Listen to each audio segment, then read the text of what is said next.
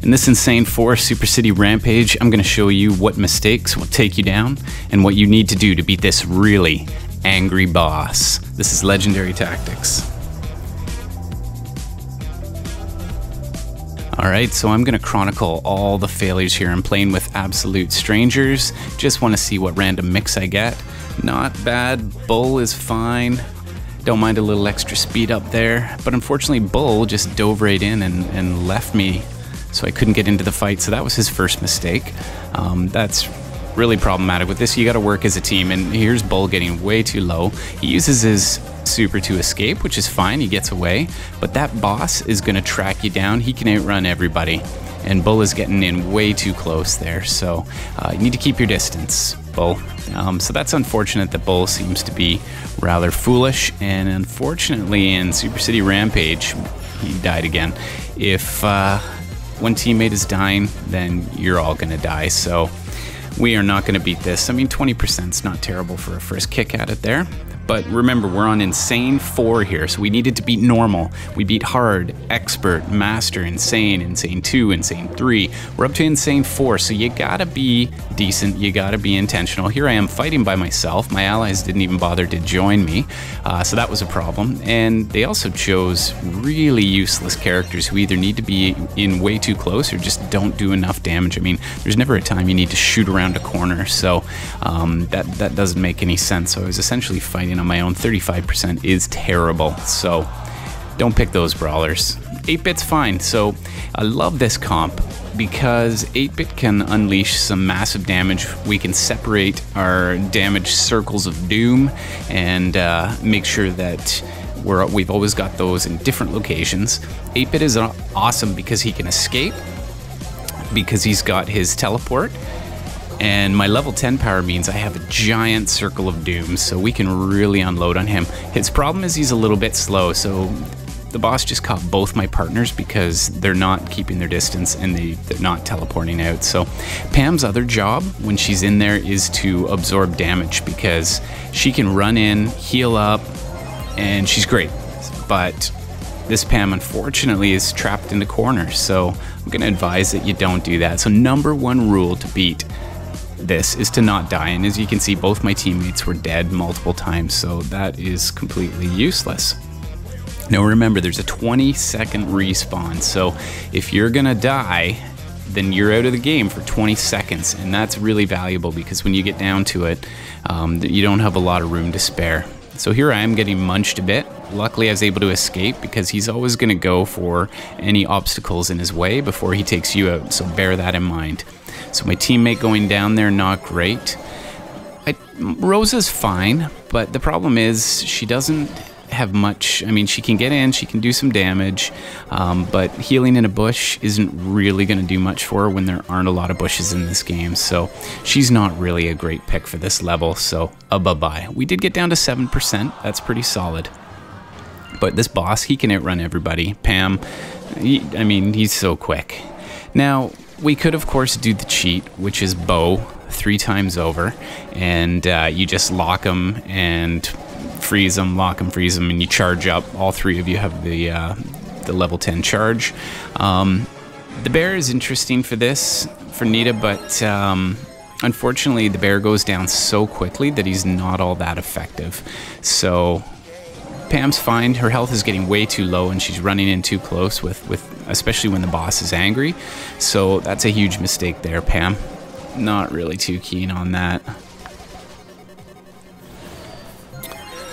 So I just about died there, but I'm luckily keeping my charge up there in between me and him. We got him down to 2% that time, so that was a really good shot, but it's not good enough. We're gonna have to keep trying. Double Pam. Okay, so Pam is mostly effective when she's up really close. So what they should be doing here is going back and forth. One takes damage, then the other takes damage, and I should just lay down the circle of doom and help to amplify what they're doing. I need to keep it relatively close, but unfortunately, the first Pam's dead. Second Pam's in trouble. I do think Pam is one of the best brawlers on this. I know a lot of people say that Colt is the best, but I do prefer Pam. So unfortunately these Pams, well, and that was my fault. I have to take the blame on that one. I died, so I violated the cardinal rule. But it's a lot of fun playing at insane level. It's unfortunate when you get where you're doing quite well and suddenly your teammates both die. I mean, it's essentially over, and in that case, there's really not much sense in continuing. 44% is absolutely terrible. Mortis is one of the worst picks you could make in this level. He has to be in so close. He doesn't do that much damage. We're to 2 8-bits and 1 Pam. So 8-bit is more of a B tier champ. He's good, but as I say, he's quite slow. So I do manage to get away there. The teleport is an excellent way to avoid dying, and you can do that 3 times a game. If you need to escape more than 3 times, you're doing something wrong. Both teammates dead. We were doing okay. We had him to 60%. I would argue, wow, this is actually closer than I thought. He's got the city down to 12. We're at 15. And so here we need to distract him and just keep running in and taking the hits so he doesn't kill the city. 12%. Decent, not decent enough. But I would argue that when he has 50% of the city destroyed, to know if you're on track, you should be at around 50%. So we've got a Daryl the Barrel and a Rosa. So a couple of tanks. Daryl could be interesting. He can escape, which is awesome. Rosa, again, is not particularly great, so we're doing okay on the damage. 49 to 55, so we're not quite on track to take him down here. But and Daryl's just sort of leaping around uselessly and not really in the action while the city's falling to us. So 23% still not great. Don't worry, if you stick around, we are going to get a win here. It will happen, and this could be good. Penny is interesting because when you're playing with strangers like this, they're gonna die a lot because you don't always get strong players. And the bonus with Penny is that if she's got her level 10, even when she's dead, her turret is gonna be killing them, and it's not leaving the death splash. So unfortunately, this is not a level 10 Penny, but at least we've got him 48 to 40, not too shabby. This Pam actually seems pretty decent. She's got a good bit of range. She knows when to run away. See, she's getting away when she needs to. She goes and heals up.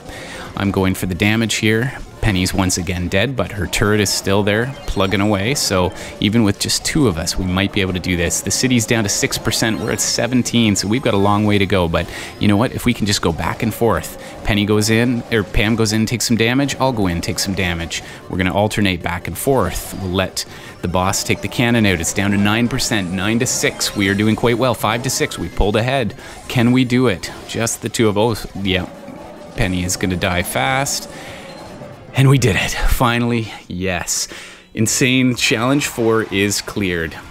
But this continues to go right on up to level 16. We're not going to go all the way up there, but I wanted to play level 5 a bit and see what champs randoms pick. And it's mostly Pam and it's mostly 8-bit.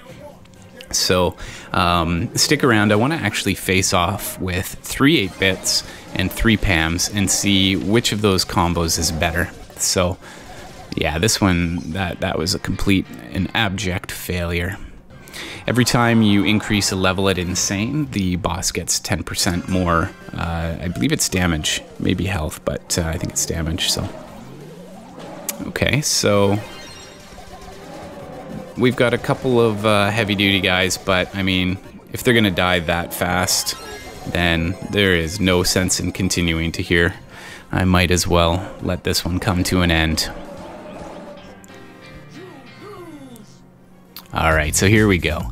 This is 8-bit. We're going to judge this based on how often these 8-bits are dying. Look at that, he waited for me. Perfect. We can attack together.